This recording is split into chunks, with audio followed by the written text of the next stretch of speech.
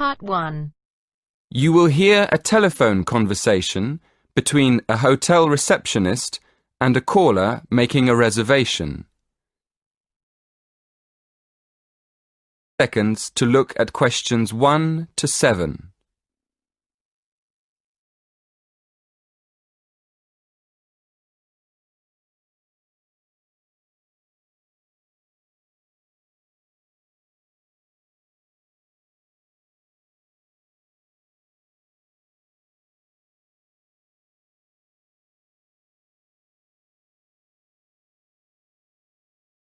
Now we shall begin. You should answer the questions as you listen, because you will not hear the recording a second time. Listen carefully and answer questions 1 to 7.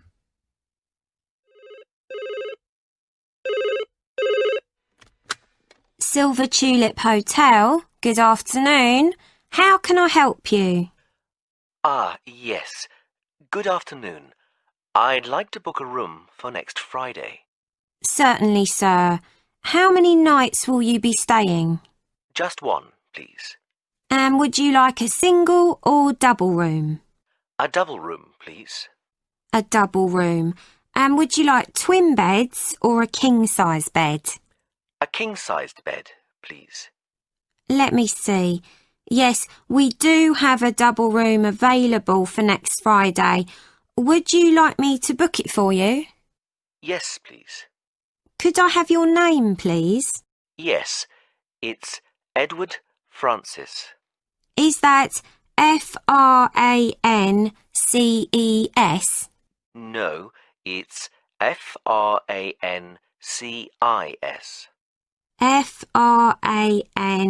Francis. Yes, that's right. And your home address, please, sir? Yes, it's 23 Cypress Avenue, Cambridge.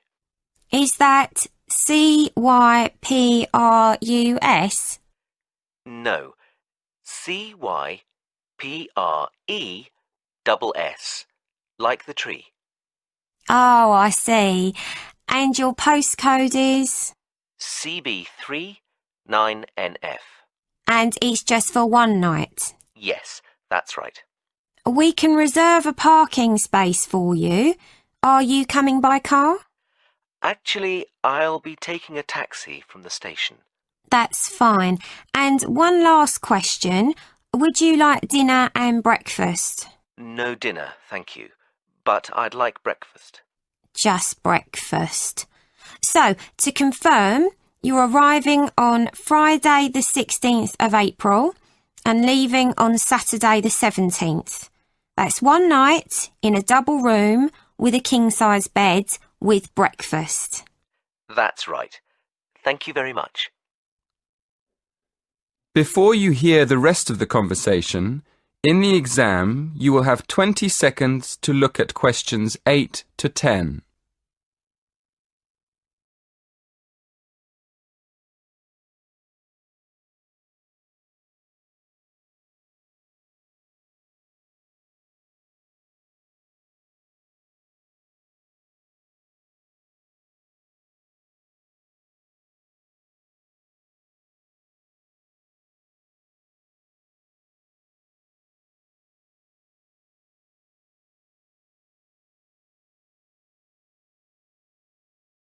Now listen carefully and answer questions 8 to 10. And could I have your mobile number, please? Yes, it's 07976 122 577. Oh, no, sorry, it's been changed. It's 07961 121 597. 07961 121 597. Thank you. Is there anything else I can help you with? Yes, I'm having dinner with a friend. Could you recommend a good restaurant nearby? That would be the Winston Churchill. It's about a mile from here. Perfect. Could you please make a reservation for 7 p.m. and leave a message with the details for my friend when he arrives? Certainly. What is the gentleman's name? Mr. Alaoui. That's ALAOUI. No problem. We look forward to seeing you next week. Thank you. That is the end of part 1. You now have half a minute to check your answers.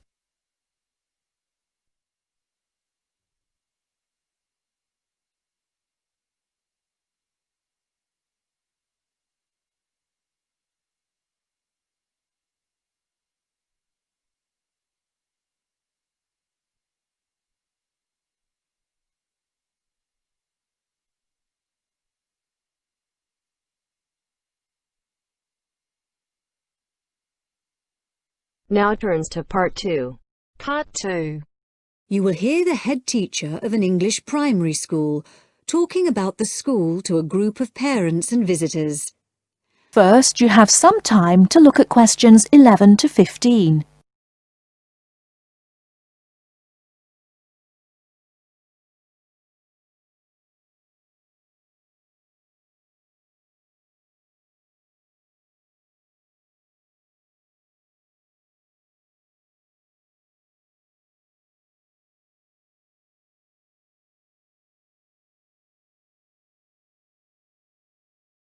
Now, listen carefully and answer questions 11 to 15.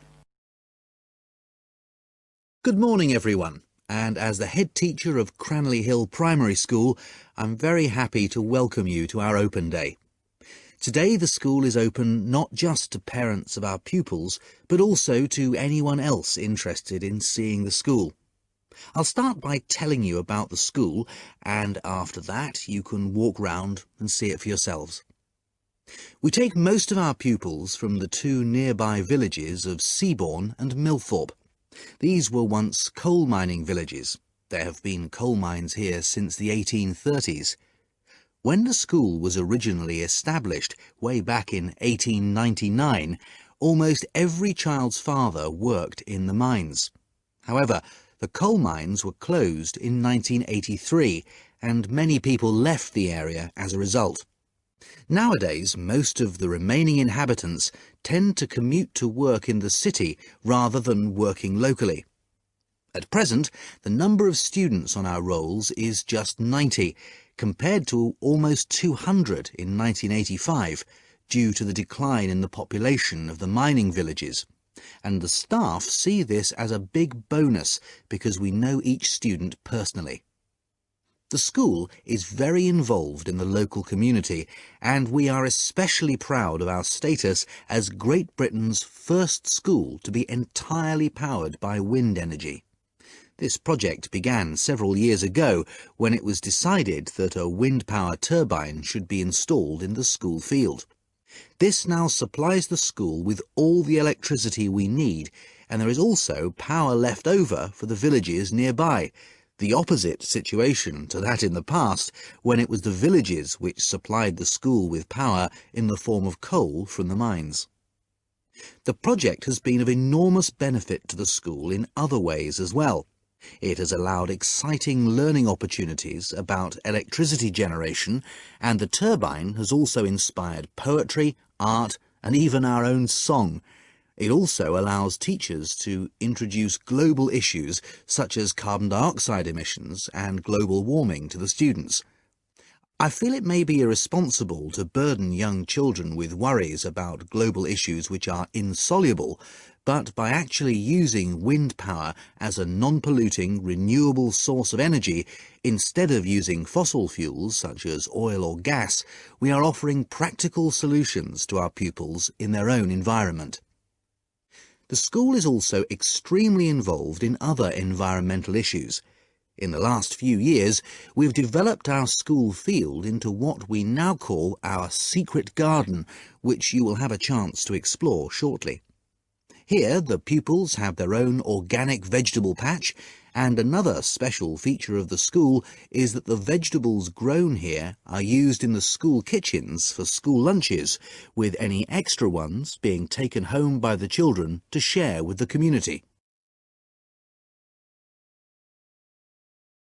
Before you hear the rest of the talk, you have some time to look at questions 16 to 20.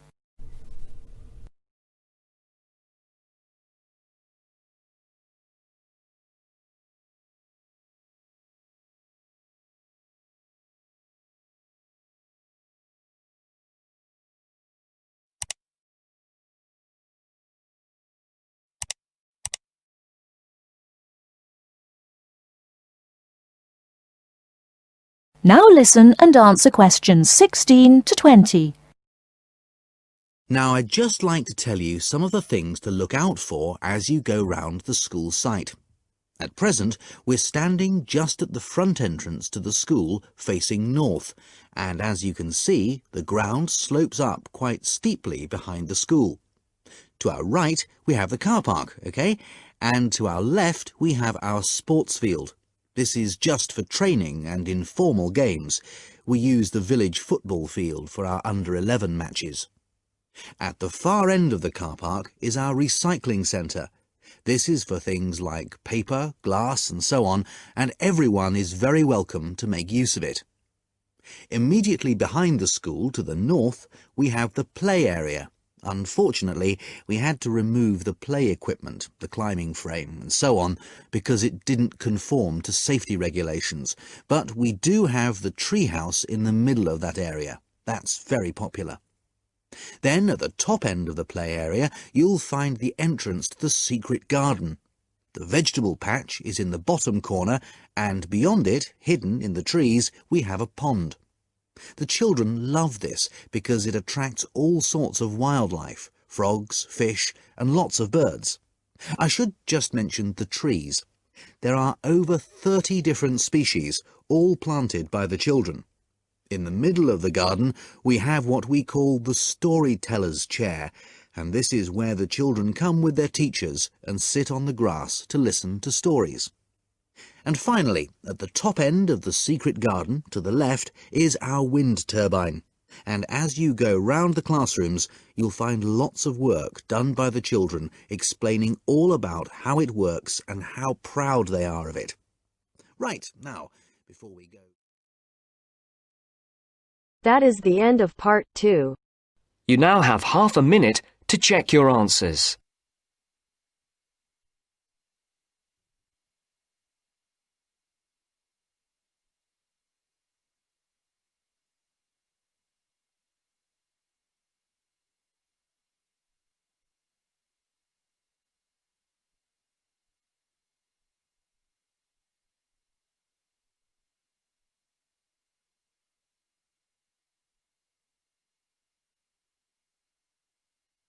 Now turns to part 3. Part 3. You will hear part of a lecture about tourism in the leisure industry. First, you have some time to look at questions 21 to 25.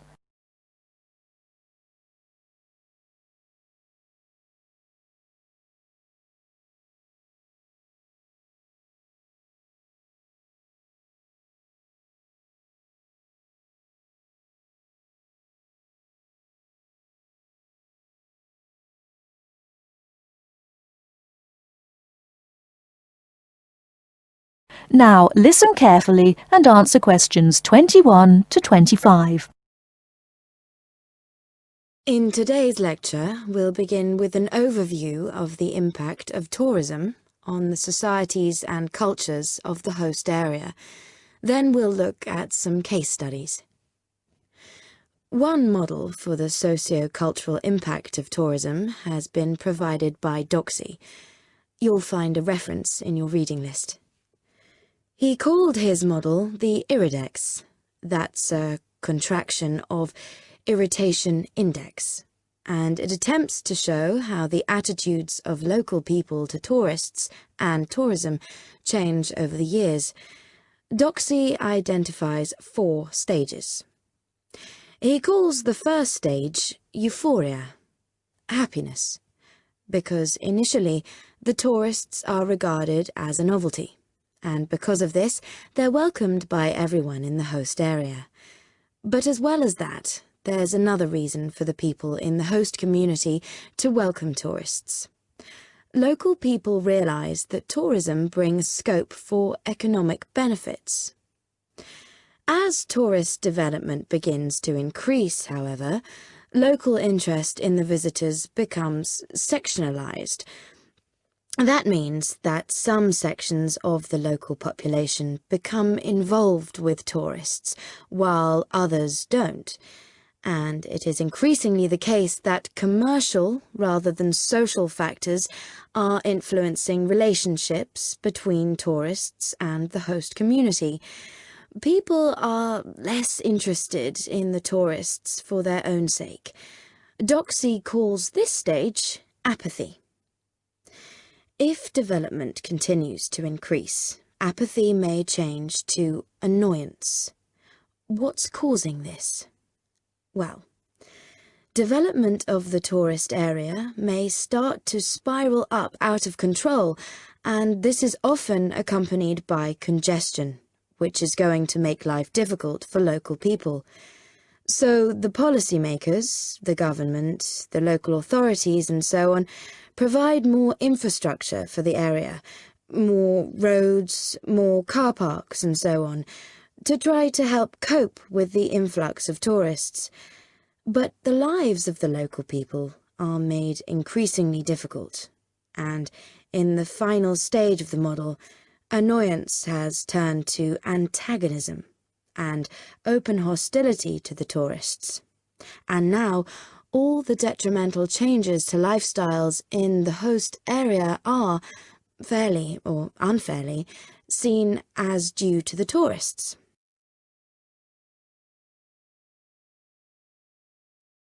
Before you hear the rest of the talk, you have some time to look at questions 26 to 30.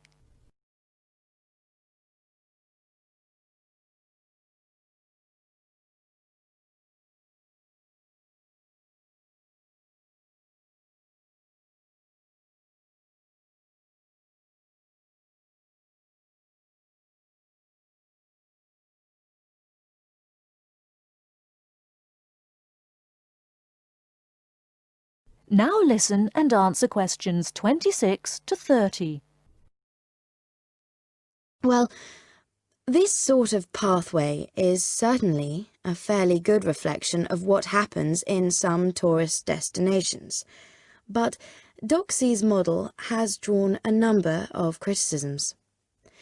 The most significant is that it suggests a very negative attitude to the socio-cultural effects of tourism. The fact that the model is unidirectional, that it only works in one direction, seems to suggest that decline in the host-visitor relationship is inevitable. Now, in practice, fortunately, things aren't always quite like that. If you look at real situations, you'll see that the relationships between local people and tourists are rather more complicated and prone to greater variation than this model suggests. So the model is really rather oversimplified. In fact, studies have highlighted quite a few positive effects of tourism. For example, Doxy's model doesn't look at the effects on the tourists themselves. They may well benefit from increased understanding of the host society and culture. Then, traditional crafts in the host area may be revitalized because tourism provides new markets, such as the souvenir trade, for example. So, instead of these traditional skills being lost, local people are encouraged to develop them. There may also be more long-lasting changes, which actually lead to the empowerment of both groups and individuals in the host area. For example, tourism creates openings for employment for women, and through giving them a chance to have a personal income, it allows them to become more independent. In addition, because tourism tends to work through a very few languages that have worldwide usage, those working in the tourist industry may be encouraged to acquire new languages, and this will empower them through providing wider access to globalized media and improving their job prospects in a wider context. Right, now we'll take a short break there, and then we'll look at a couple of case studies and see how far the points we've discussed so far apply to them. That is the end of part 3. You now have half a minute to check your answers.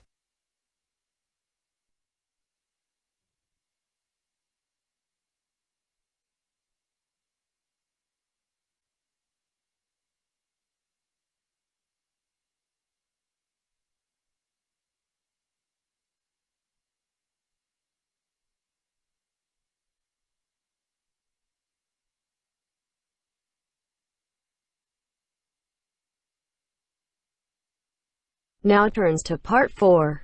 Part 4. Listen to part of a lecture that an architect is giving about the Millennium Dome. Read the summary below before you listen. First, you have some time to look at questions 31 to 40.